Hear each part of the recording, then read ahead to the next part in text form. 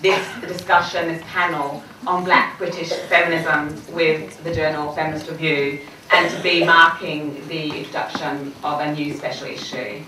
It's a great thing to be doing. I'd like to thank Yasmin, Gunaratnam, who's done a lot of the organisational work in setting this up. I'd also like to acknowledge that this is actually the second of two events we've had at Goldsmiths on Black British Feminism. There can never be enough events on Black British feminism. And I think of the work of what we're doing as being about creating these spaces where we can repopulate the university with our own bodies. I'm very grateful to be at Goldsmiths with a number of colleagues who are very committed to Black British feminism, and I just want to thank a few of them just quickly. So Joan Anim-Addo, Nirmal Pawar, Yasmin Gunaratnam, Claudia Bernard, and Heidi Mirza. And I'd just also like to add a personal thanks to Heidi. It was when Heidi did the edited collection Black British Feminism in 1996. She invited me to be part of that collection, and it was a life-changing moment. Her generosity enabled me to feel part of not only a collection, but also a collective. So thanks for that, Heidi. So I'm now very...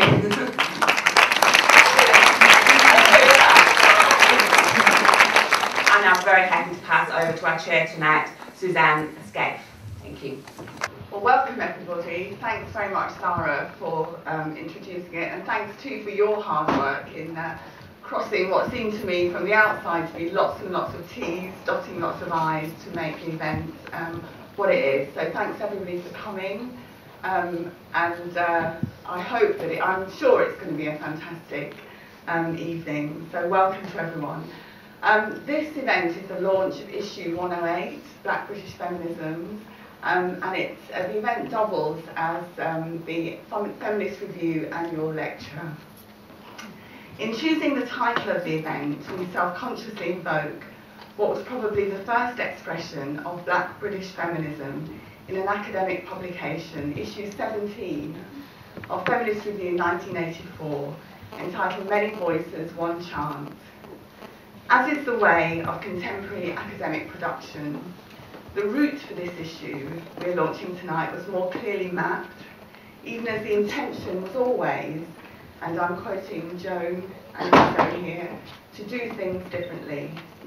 Joan first presented me with the idea for this issue one evening in August 2011, and her original concept was developed through workshops, or what we might call Black feminist groundings, quote unquote, here at Goldsmiths, and the following year at a weekend retreat. The aim was always to produce an issue that spoke in some way, and how could it not, to the 1984 issue, while not, and I think we're all clear about this, producing a teleological narrative that would link representations of Black British feminism in 1984 then, as it were, to its articulation in 2014 now.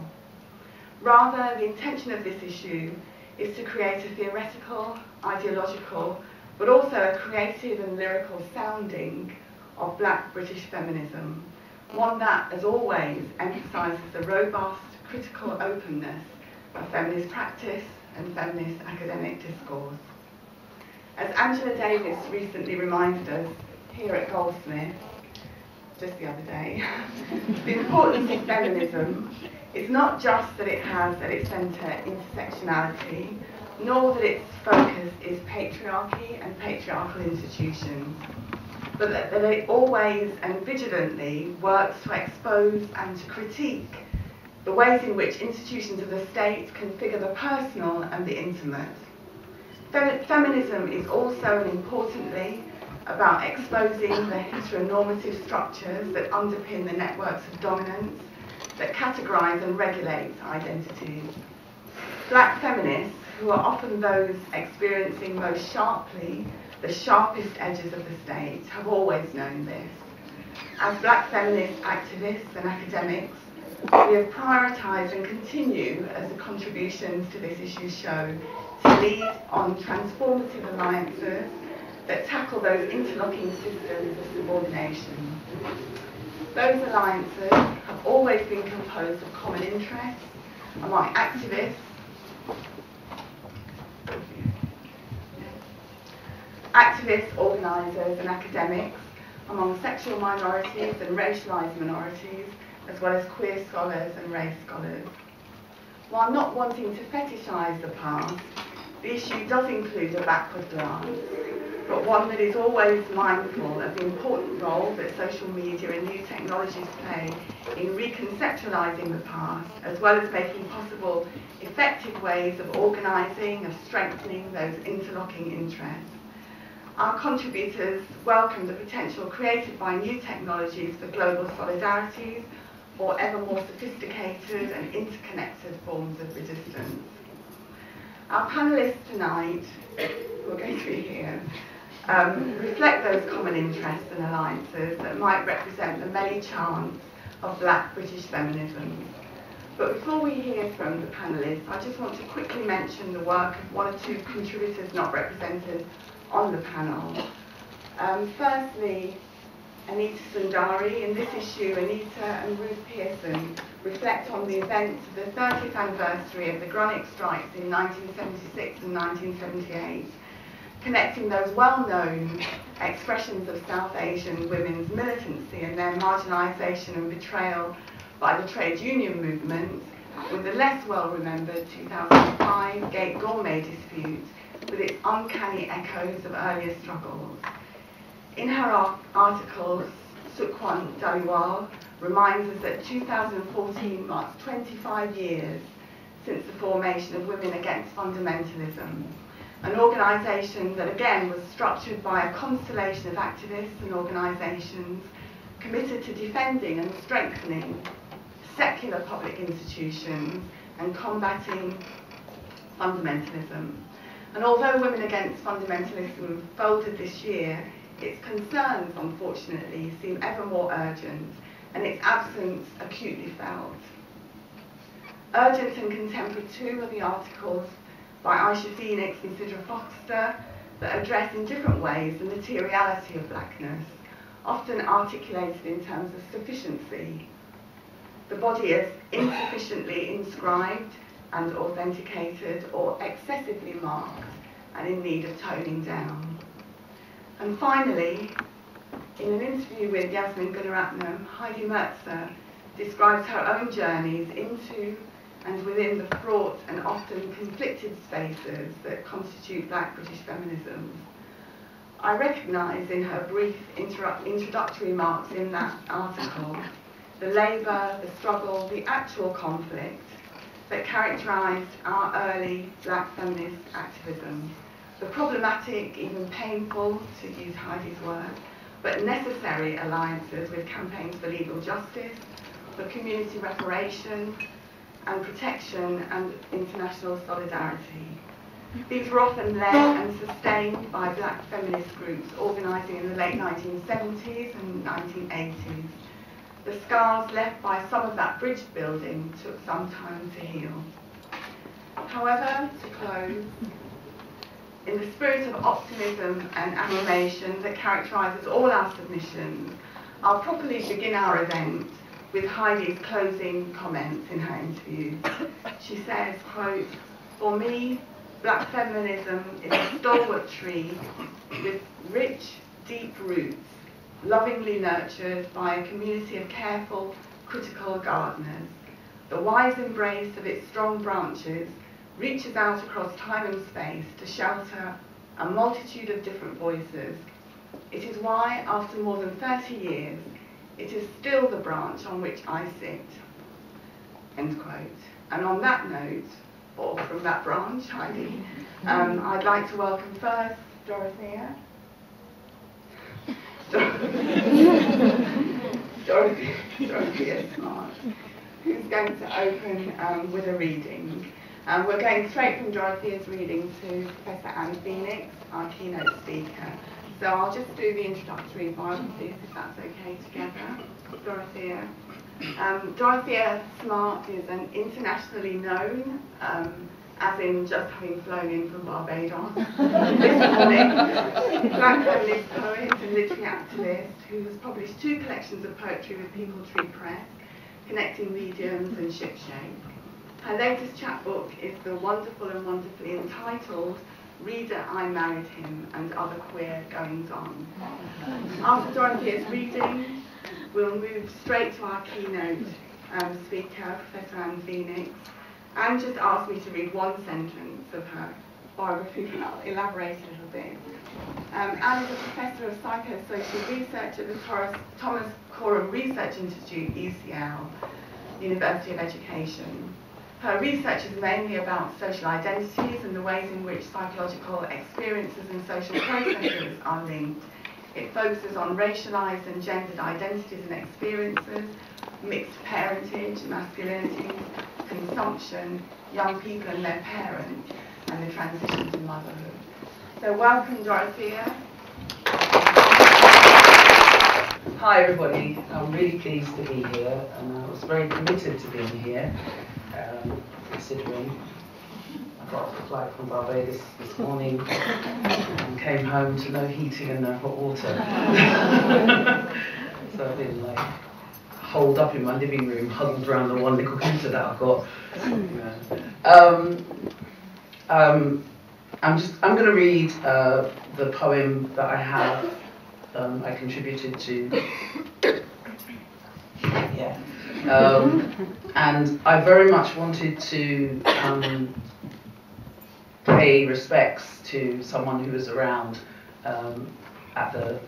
when I was involved in the issue. Many voices, one chant. We did our best. And that was Maud Salter. And Maud Salter was a visual artist, photographer, publisher, curator, gallery owner, quite a few things, quite a dynamic young woman. I was too scared to be all those things when I was in my kind of 20s and 30s, but she was really had, what's that word, chutzpah, yeah. And unfortunately she passed away about kind of 8 years ago now, and she is not to be forgotten. And this poem is based on a sequence of, she did a lot of self-portraiture, and this poem was inspired by these series of images of herself, kind of head and shoulder shots. Okay, and the title is All Those Attempts in the Changing Room, looking at Maud Salter's Les Bijoux 1 to 9 detail.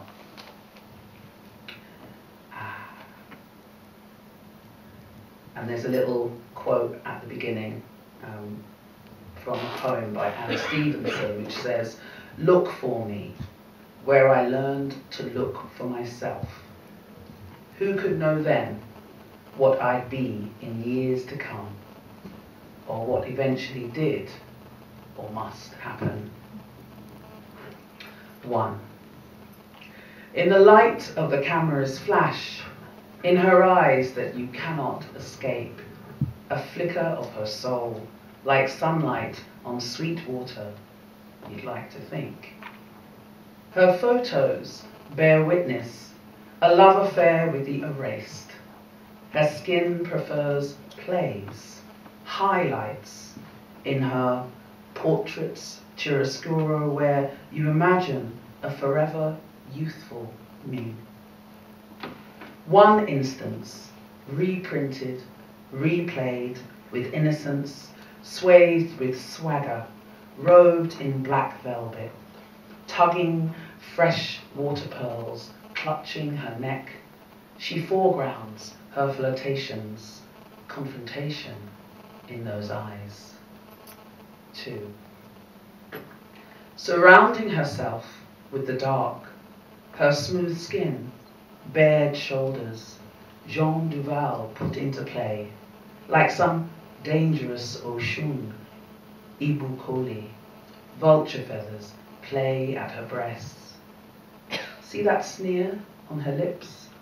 That's anger, spurring ambition, with diamonds and black plumage making her best plays to the camera, plays for us, giving Jean room to maneuver, like they come back, belle d'abandon, plays her out of the dark, here to claim her rights, so alive but dead to the world. Every morning delivered this face, she lets go, for Jean to inhabit. She appears, temptress, actor, avenger, curator, bitch, publisher, muse, artist, intellectual, poet, they refuse to see.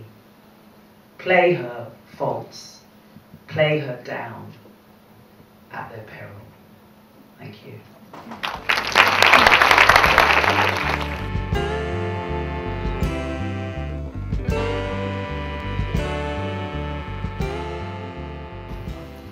Okay, well, I'm delighted to be here. It's a real honour to have been asked to do a talk at this celebratory event and to think about the issues that arise through considering the history of this celebration. What I was asked to do is to think about the historical context in which this special issue, 108, could be written, which starts with Feminist Review, issue 17, which is now iconic. In fact, it's so iconic that I don't have a copy. It went out of print a long time ago, and it was one of those issues that people continually borrowed.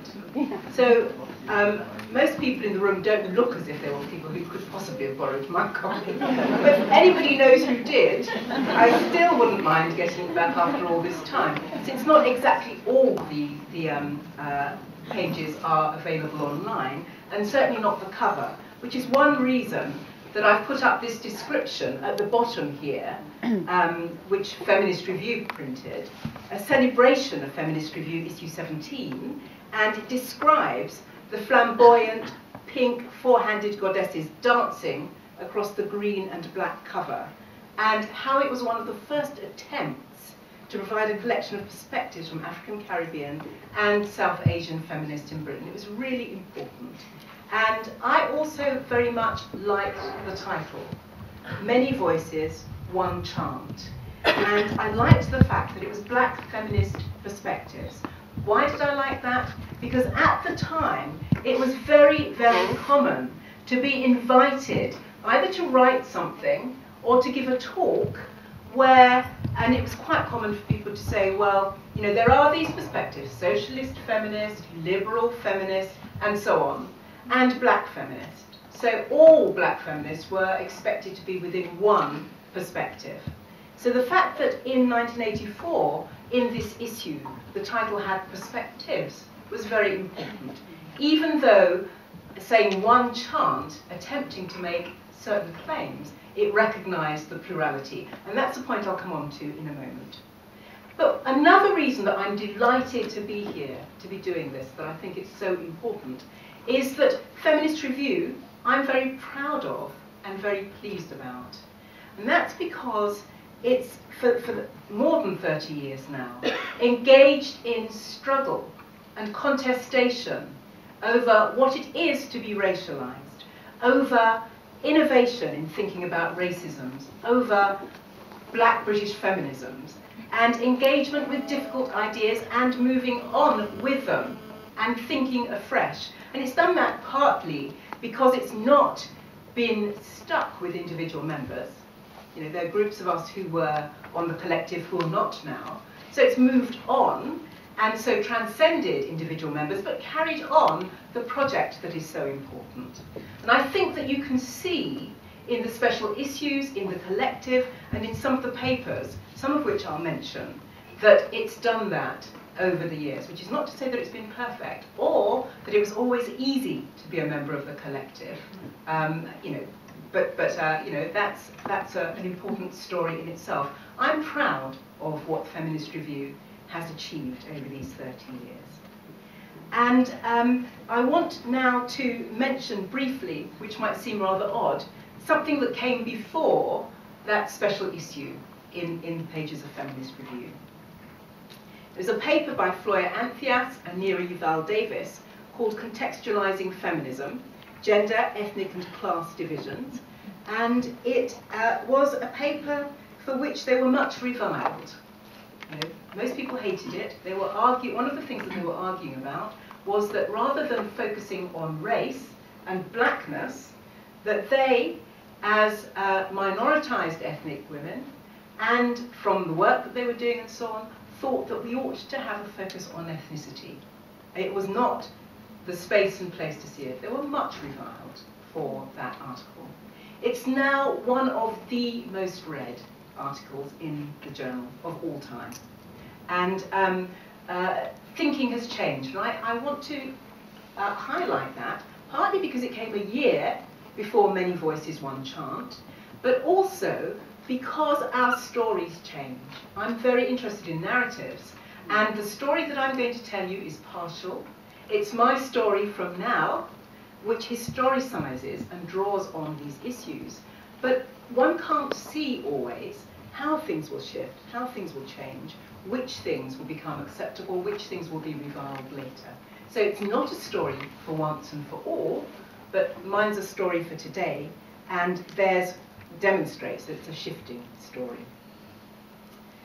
Okay, so what I want to do in this talk is to think about, since I'm thinking about history in a partial way, the conditions of possibility for the celebration that we're having tonight of issue 108. And I think when people speak about that issue on the round table, you'll see that there's a lot to be celebrated in terms of the thinking. And I want also to think about some current contestations.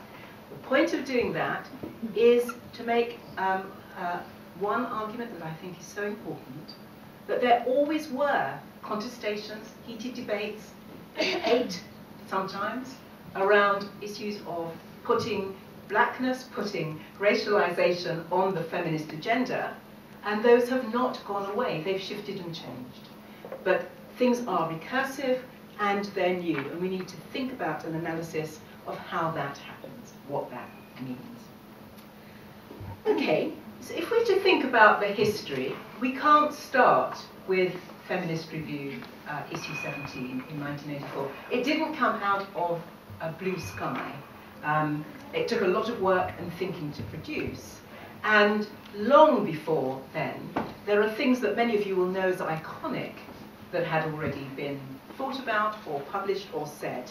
And obviously, Sojourner Truth is often mentioned with her "and ain't I a woman" refrain as somebody who really argued for the intersections of gender, racialization, class, enslavement, or freedom in 1851. And then the Combahee River Collective, also in the United States, in 1977, published a statement that, and this is freely available on the web and republished in many, many places, which did intersectionality, and remember that this is before Kimberlé Crenshaw had coined the term in 1989, and certainly talked about what we would call racialization and class and sexuality, and foregrounding all of those simultaneously with the impact that therefore we had shifting allegiances and alliances to make. And just to, I've put up a bit of what they said. They said, although we are feminists and lesbians, we feel solidarity with black men. Our situation as black people necessitates that we have solidarity around the fact of race, which white women, of course, do not need to have with white men. We struggle together with black men against racism, while we also struggle with black men about sexism. Okay, and we're actively committed to struggling against racial, sexual, heterosexual, and class oppression, and so on. Okay, but this sentence here, practice based upon the fact that the major systems of oppression are interlocking, and that's terribly important, and many of you will know very well that statement.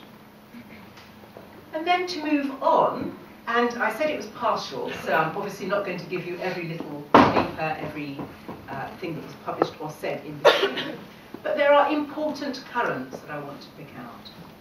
And certainly, one of them is Southall Black Sisters. Okay? started in 1979, continuing still, and doing a lot of campaigning work legally and to do with immigration and so on, but really also helping us think through what it means to be black, to be South Asian, and so on. Okay, so a really important group that continues still. And they were also partly in Women Against Fundamentalism, so they've had an impact there. But then OWAD, and if you look at the picture there, which is a poster from OWAD, you'll see that it says Organisation of Women of scrubbed out Asian and African descent. And that's terribly important, because when OWAD started in 1978, for the first few months, it was the Organisation of Women of Africa and African descent. And you can see that the women who are there look as if they are black African descent. But very soon after that, it changed its name to the Organisation of Women of Asian and African descent. And the reason for that was because it became quite clear that in Britain, unlike in the United States, we were contesting what blackness meant. And for, I think, a very lovely period, many of us, certainly by no means all, agreed on an inclusive definition of blackness that included in Asia, included in many different people. And there were debates. Are the Irish black? Are Jewish people black? And the reason being, of course, that blackness was not about skin shade, but about differential racisms and what happened to people. It's a really important period of my life, I think. And obviously it's changed, and we could go into why that is, but I'm not going to, because of time at the moment. So that was really important. Having said that, of course, it immediately became a line of fissure. It became something fractious as well, because there are people who felt that one or the other African or Asian groups weren't getting enough of their issues addressed. Okay, so it also became a source of fragmentation. But what OWAD did, apart from publishing the newsletter, which was so important because it's something that people could read, even if they weren't in London or where sort of people mostly met. But what OWAD did was to link women's struggles in Africa, Asia, and in the diaspora, and to theorize those in terms of colonial histories, to historicize them. They had as well 4 national conferences that had hundreds of women going to them in London. And in consequence, they generated a lot of local black women's organisations. And I've put up here Abyssindi because I lived in Manchester at that time.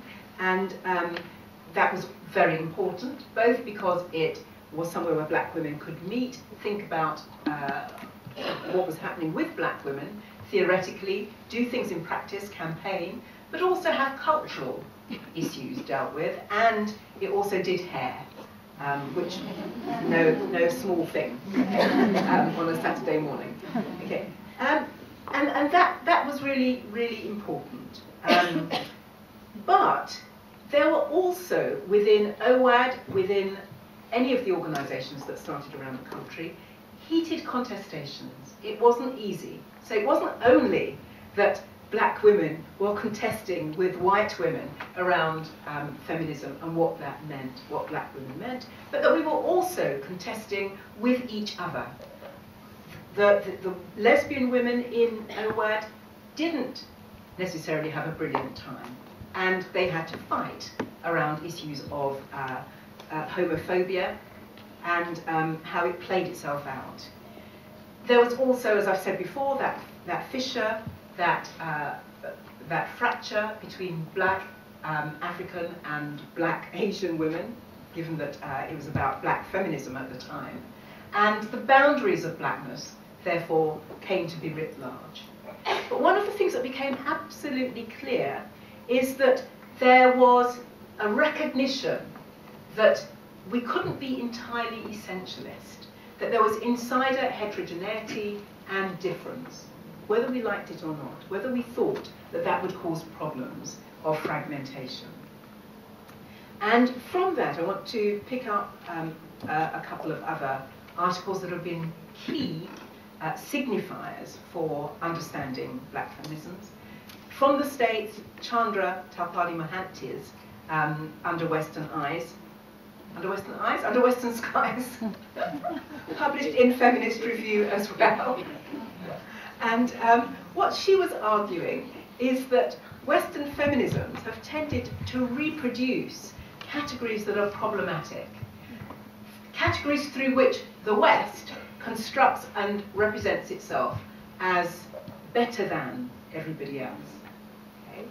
So that, you know, third world feminists have had all the time, she argues, to deconstruct what it is that feminists in the West do in terms of their theorizing. And then Hazel Carby, this is published in the Birmingham Centre for Contemporary Cultural Studies, The Empire Strikes Back, her article, White Woman Listen. And she talked about racism being as much about how you're included as being excluded, because that matters too. So simply being included in a category, or included in meetings, or included in a journal collective didn't mean that everything was therefore automatically all right. The manner of inclusion mattered a great deal. And she certainly critiqued Eurocentric approaches to concepts that are crucial to feminism, patriarchy, the family, reproduction, and so on.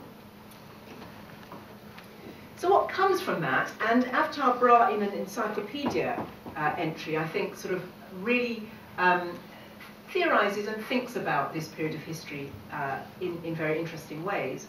And one of the things that she points out is, of course, that things like OWAD and what women were writing and doing in that period, black women were writing and doing, really showed the complexity of theorizing women's subordination. And one of the points that she makes that is really important, and I think is key, because it's an issue that I think has come back now, is that what OWAD and its theorizing did, for example, as well as other work that we'll come on to, was to disrupt the notion that writing by black women or women of colour is personal testimony or advocacy, but never theory. That we can do the personal, and our hearts are frequently on our sleeves anyway, so of course we can, but it's not theory, it's not properly theoretical, and which is really ironic, given that one of the slogans of the time was "the personal is political," deconstructed now. But nonetheless, some people's personal is less theoretical than others. Okay. What I think is really important about that is that, as Avtar says, the analysis of experiences based on intersections of diverse forms of injustice was something that became clear through the work of OWAD, through the publications I've just mentioned, and so on. And it's quite clear to me that we have to take a psychosocial view of those publications, of what leads to publications like that, because that they have both psychic and material effects. And Gayatri Chakravorty-Spivak talks about the way in which constructions of people, certain categorizations, produce epistemic violence. And I think that that's really important. How black women are seen, their exclusion from theorization within what some people call white feminism is epistemically violent.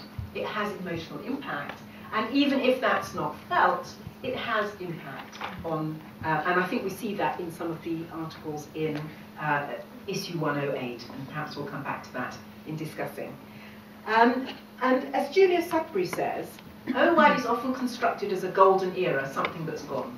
One of the things that I hope that we'll all take away from tonight is that with issue 108, it's clearly not a golden age. I mean, there's nothing wrong with a narrative that looks back and says, oh, that was fantastic, that was lovely. As long as we also recognise that things are happening in the current, and that some of the fantastic, lovely was hard, painful, unpleasant, frightening, and so on, and that one didn't want to do it. Okay. So here is Feminist Review 17. And these are some of the contents. I'm sorry I couldn't put all of them on the page here. But you can see that there's things there about imperial feminism. There are things about the economic crisis in the British state. And you can see some of these are free to pick up from the web. Asian women, as well in the making of history. Poetry. Black lesbian discussions. All of those things are there. And I think that the other thing that's important to notice is that many of the women are still around and still active. And I think that's important because quite often people talk about intergenerational differences, and I'll come on to that at the end of this talk, in ways that I think are problematic. Dorothy, you wanted a photo of that? I'll give it to you later. Okay.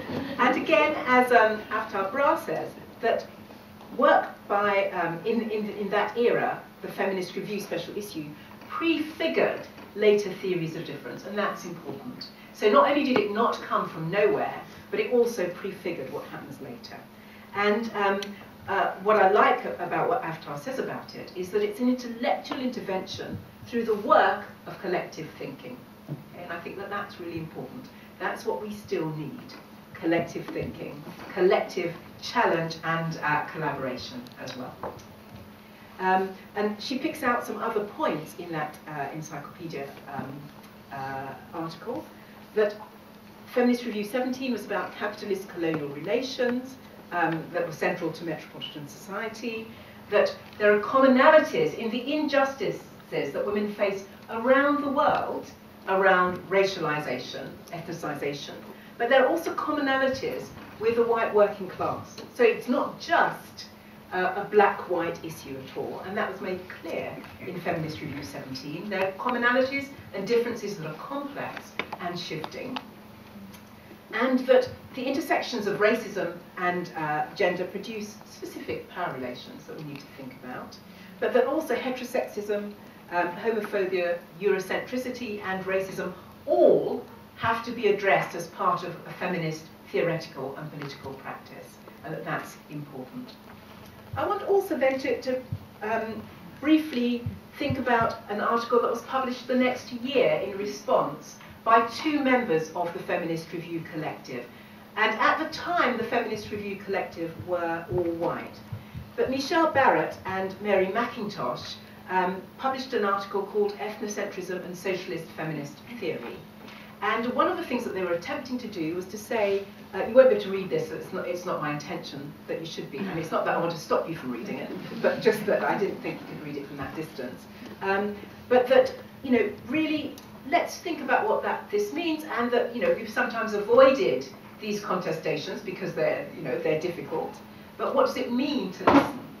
And they were in turn roundly criticised, critiqued. I mean, there's an issue that has several articles critiquing this article in Feminist Review, and they got a lot of contestation. But they were also doing, I mean, and I think quite rightly, but they were also doing something very brave, and that I think that it's worth doing, which is to address head-on, to put yourself in print, to say something, to take seriously other people's engagement. And in doing so, I think that they also produced new ways of conceptualizing difference and identity, and really contributed to putting difference on the feminist agenda. And what has become commonplace since then is, of course, a foregrounding of difference. There are many things that we can take for granted now about difference that were not taken for granted in the 1980s, for example. And one of the reasons that we can is that black women, in their writing, in the special issue, in OWAD and so on, helped to reformulate feminist theory, and that came to permeate the academy. And I'm not a fantasist, although I'm telling a partial narrative. I'm not suggesting that everywhere you turn in the academy, people are saying, oh, you know, black feminism would say this. It's not the code. But it nonetheless has permeated the academy in all sorts of ways. The acceptance that difference has to be theorized in some way. And now racisms, diaspora, post-colonial studies, transnational identities, globalization appear at different parts of academic study in different ways. I mean, there's no university, I would argue, that doesn't have some of this on the agenda at some time. And certainly, Antheas and Yuval Davis's insistence on the importance of ethnicity has also joined those debates being important. Okay? And I think really important, and again, Avtar Bra's book, which you'll see in a moment, but also a lot of the things that have been said didn't polarize black feminisms and white feminisms. And funnily enough, black feminists were often treated as if they were doing that polarization, but they were not necessarily. I mean, obviously some were, some still would, some white women still would do a polarization, but it was more complicated than that. Okay? So not saying that they were mutually exclusive and not treating them as trans-historical, certainly not. And here, thinking about Yasmin Gunaratnam's book, one of the areas in which I went into as well, and important for me, is thinking about power relations of racialization and ethnicity in research, because that's been something that I've always been really concerned with, and thinking about it as something that's not a specialist concern, as many people think. I remember once, when I was an early career researcher, somebody saying to me, well, you know, your research is advocacy, it's not proper research. But yet, and that was because it always included in black young people and or black mothers. Whereas all those studies on white mothers or, you know, only white young people were not advocacy and not exclusive. It was just proper academic work. And I think that's worth remembering, that some people still hold those sorts of views. So Yasmin's book, it's not specialist concerns. And all of this ferment around thinking about black feminisms led to a lot of different books. I mean, this is just a small number of them from the States, the United States of America, and from Britain. You can see there's Bell Hooks, who published Ain't I a Woman in 1981, but actually wrote it 10 years earlier when she was 19, and published it much later. But still the thing that I think is the very best title in this area. All the women are white, all the blacks are men, but some of us are brave. And I've always liked that. I mean, it ranks with a psychology text that I love as a psychologist myself, which is Even the Rat Was White. I think that it's really good. Okay, and you can see there the importance of Heart of the Race for us in Britain, which I, along with many other people, read and read again, simply because it was so important. Charting the Journey, really crucially important as well, an edited collection. And Heidi Mertz's Black British Feminism edited collection, also important there. Julia Sudbury's, you'll see again in a moment, and particularly Bill Collins in the State, Black Feminist Thought. And I can see the time is galloping, so I'm going to move on.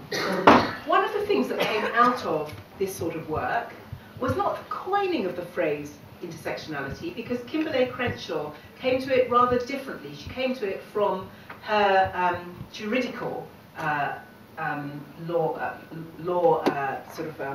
academic practice. But one of the reasons that it became popular was because the coining of the term fitted with all the things that I've been showing you already. So it really suited what we were already thinking about. It's a way of conceptualizing difference and identity, and thinking about how the structural, social practices, institutional arrangements, cultural discourses all come together in complex and contradictory ways.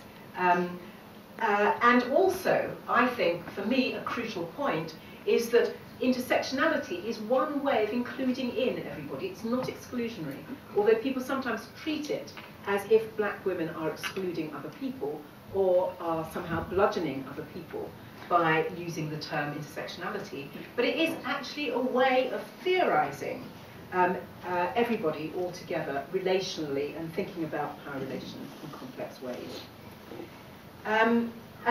This is just a quote that I like from Margaret Anderson in Race, Class and Gender, Common Bonds. And talking about Cornel West, who says race matters. And they say, race matters, writes the African-American philosopher Cornel West, actually class, gender and race matter. And they matter because they structure interactions, opportunities, consciousness, and so on. And I'll move on rather than reading more of that.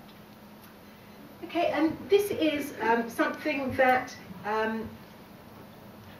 was very important I didn't say that following on from the debate in Feminist Review, that Gail Lewis, Avtar Bra and myself joined the Feminist Review collective, around that period. Another thing that we thought was important to do was to set up a series on gender, racism, and ethnicity. And we have at least 2 authors in the audience tonight. It ran for 10 years. These are some of the books that we published that you can see here. And if we thought that it was a fight in Feminist Review, in outside, at work and so on, we hadn't yet encountered the publishers, but we did. And when we stopped doing this in 2000, we'd had 4 editors, and we'd had shifts and changes in what Routledge thought was acceptable or not. We'd had all sorts of things rejected by them that we thought were cutting edge and crucially important, including something by Angela Davis. The editor then said, when we said, but she is really well known, it's bound to sell. They said, yes, but she's well known for the wrong reasons, for bad things. It's very hard to get a grasp on the histories that have led into certain ways of thinking and so on, for people to do it themselves and for it to all to be brought together. So it's not surprising that there's a recursiveness of competing claims about the importance of racism, racialization, ethnicization, and so on. And just to give you some examples, you don't have to read this. Some of you will have read it already, some of you know it, but I just like it. I mean, I don't really like it, but I just think that it's very indicative, which is Julie Burchill in The Spectator, Don't You Dare to Tell Me to Check My Privilege, which is great. But then some critique of that. Hadley Freeman, who I think does a good piece, check your privilege, whatever that means, and takes it sort of rather more seriously. And then a Mus blog, which here is by Anita Little, and goes through thinking about those issues and about being a black woman and what that means. And I think this picture that she's put there is really, it speaks volumes in its own way, but I'm not going to discuss it now, in that I need to stop. Just to say, the point that I'm making is that some of the contestation, and there are many things like this at the moment, many, and they proliferate because it's so easy for them to proliferate on the web, which is people saying, all these black women telling us about our privilege, telling us about intersectionality. How dare they? And what I want to argue is that that's actually not that different from the sorts of things that we face, but in different guise. And in changed circumstances, it's different to fight it. Okay, so I'm not suggesting that you can do exactly the same things, but saying that it's not all easy, that it would be lovely to think that all the fights that we'd had meant that various things were won and they stay won for all time. But if there's nothing else that I say, it's that struggles are always recursive, that they never stay still, that one has to continually think about the new ways in which some of the same issues recur. Okay? As well as, quite rightly, not resting on one's laurels, but appreciating when things have changed, when they are better, when more and more people recognise that one's not mad for saying that one would fragment feminism. I mean, I was one of the founding members of the Manchester Rape Crisis Collective, and one of the things that people would frequently say to me is, yes, but, you know, don't you think that feminism is more important than race? Don't you think that that's the fundamental thing? And I would say, no. You know, that's precisely why one needs, you know, an approach that sees it as sort of multiple and not as essentializing gender and so on. You know, fewer people do that now, but there clearly are some who feel that, you know, the issue is feminism. And I was searching through today the Everyday Racism site on website because, you know, obviously that's important, but I really couldn't find things on racism. I didn't have terribly much time, but I thought did I say everyday racism? Yeah. I meant everyday sexism. Sorry. Everyday racism is such a, you know, collocation that I said it. I couldn't find anything. You know, some of you may have had more success, but I was very surprised, particularly since I thought everyday sexism probably does take something, you know, not necessarily, they may never have heard of Everyday Racism, the book by Philomena Essed, but it did seem a bit intertextual. And so I was very surprised that within Everyday Sexism, nothing happens to, that is, you know, sort of around racialization, and anyway, it just surprised me a bit. Maybe I need to look harder, or you can tell me later. Okay. And these are things that I don't have time to discuss. But I wanted to cite a blog from Sara Ahmed, and the reason that I do is because one of the points that I want to make quite strongly is that we need to fight it or lose it. Things that are apparently gained are very easily lost, and I think that that's terribly important. And Sara, in this blog published earlier this year, says, I've used the term critical sexism to describe the kind of sexism reproduced by institutions that think of themselves as being critical and thus not implicated in sexism. And she goes on, I'll skip out of it because of the time, there is fantasy of feminist digestion, as if feminism has already been taken in and assimilated into a body and is thus no longer required. The fantasy of feminist digestion is a little bit like diversity, a fantasy fold. And she points out how she's just been struck by how many courses are organised again in ways that look as if, you know, nothing has intervened to change them from being simply, you know, white, male, European genealogies. And therefore, to think about academia and that everyday academic practices very much can set up not politics of belonging, but politics of unbelonging for people who are minoritized, racialized as other within the academy.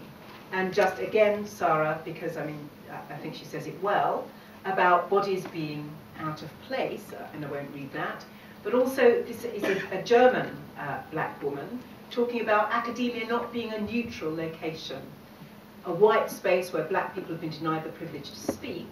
As a scholar, I'm commonly told that my work on everyday racism is very interesting, but not really scientific. A remark which illustrates this colonial hierarchy in which black scholars reside. And that's rather colloquial. Okay. And then I think that there are issues for intersectionality, and in a very interesting paper, Gail Lewis talks about the way in which, once again, there are some people using intersectionality in a way that binarizes theory and bodies and experience in such a way that black women, again, in some settings, some writing, are refused exactly the right to do theory that was won in the 1980s, we thought, or that should have been won in the 1980s, that we continue to have to fight for. And Barbara Tomlinson, also in, well, actually in a few papers, talks about the way in which, what she's actually talking about is the way in which Kimberlé Crenshaw's versions of intersectionality have been received and treated. And she argues that the academic project makes a rhetoric of replacement and rejection really quite key. That what one frequently does in academic work is say, okay, Kimberlé Crenshaw may have coined this term, but look at what she says, it's rubbish. Okay, if we're going to do intersectionality, it has to be done like this. And we've got the way forward. Okay? So she, as a white woman, is arguing that this won't do. You know, what I would say from this, I mean, and I like the way in which she uses Albert Memmi's notion of scene of argument, that the scene of argument is crucial to understanding how arguments are, how academic work is received, what it does, and so on and so forth. Now, otherwise the context is crucial. So from that, I would say that a commitment to dialogue and to thinking about the psychosocial are both really crucially important, thinking about intersectionality into the future. And I wanted to end, this is my penultimate PowerPoint, I would have liked to have the song, Ella's song, playing here. One reason that I wanted, which is by Sweet Honey in the Rock, and one reason that I would have liked to is because it keeps playing in my mind since all these killings of black men in the United States by police officers and what happens with them. And Angela Davis is talking about it last week and on Women's Hour as well. So I did write to their manager asking whether I could play it here, but I didn't get a reply, so I'm not playing it. But here, duly acknowledging copyright, it's written by Bernice Johnson Reagan, and it's Song Talk Publishing Company. And if I were to sing it to you, I wouldn't be stoned because you're too polite, but it might not be very pleasant. So I'll just pick out a few. If you can sing, please, come to the mic, please. Until the killing of black men, black mothers' sons, is as important as the killing of white men, white mothers' sons. We who believe in freedom cannot rest. We who believe in freedom cannot rest until it comes. And that which touches me most is that I had a chance to work with people, passing on to others that which was passed on to me. I'm not gonna So the refrain, or? Yeah, we who believe, I can't do it if I don't do the refrain because I can't keep the tune in my head. We who believe in free. Oh, yeah, come on.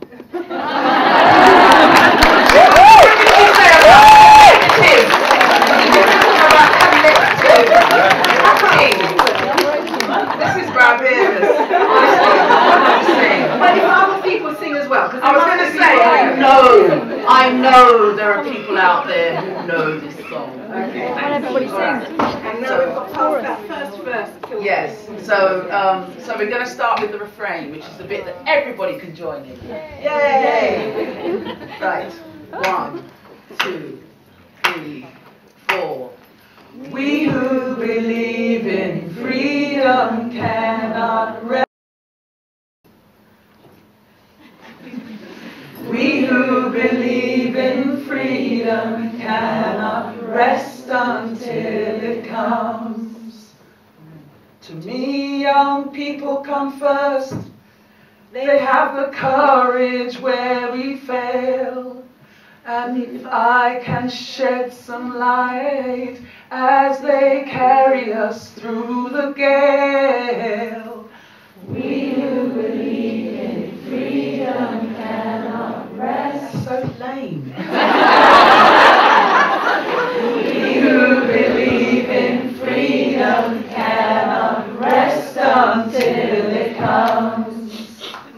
The older I get, the better I know that the secret of my going on is when the reins are in the hand of the young who dare to run against the storm. We who believe in freedom cannot rest. We who believe in freedom cannot rest until it comes. Not needing to clutch for power, not needing to light just to shine on me. I need to be just one in the number as we stand against tyranny. We who believe in freedom cannot rest. We who believe in freedom cannot rest until it comes. Struggling myself don't mean a whole lot. I come to realize that the teaching others to stand up and fight is the only way my struggle survives. We who believe in freedom cannot rest. We who believe in freedom cannot rest until it comes. I'm a woman who speaks in a voice and must be heard. At times I can be quite difficult. I'll bow to no man's word. We who believe in freedom cannot rest. We who believe in freedom cannot rest until it comes.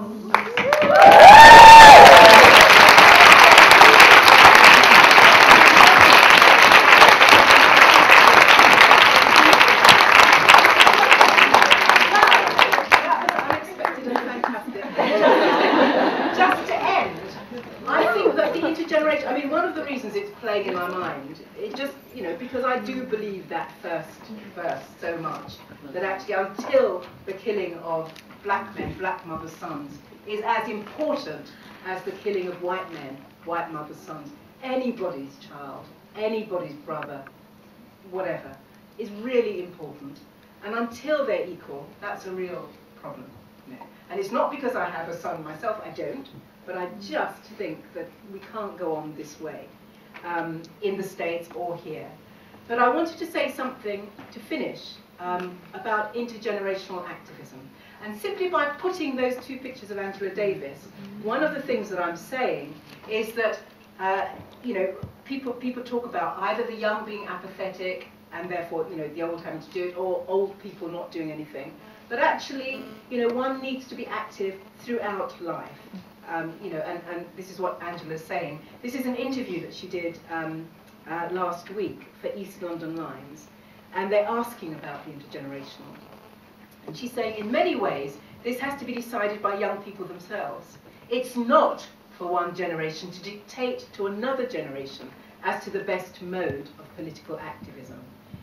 Every generation talks about apathy. When I was young, we talked about how apathetic everyone was, and this was during the 60s. But we talked about how difficult it was to persuade people to get involved, and oftentimes the charge of apathy absolves us of the responsibility of doing the work that brings people into political movements. It never happens naturally. It never happens as a matter of course. It's always as a result of serious and very hard work. I always like to emphasize the work of the organizer, work that usually doesn't get acknowledged, work that's usually not seen. There's probably more hope in the younger generation now than at any time that I can remember in my lifetime. Thank you. You leave your home for days and days,